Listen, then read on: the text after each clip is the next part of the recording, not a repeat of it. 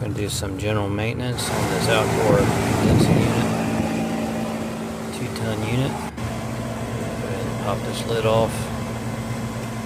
There's the screws. Visual check inside, make sure everything's clean and tidy.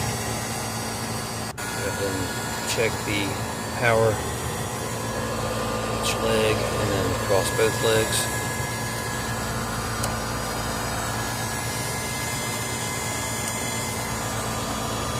Shut off power, pop the leads off the capacitor,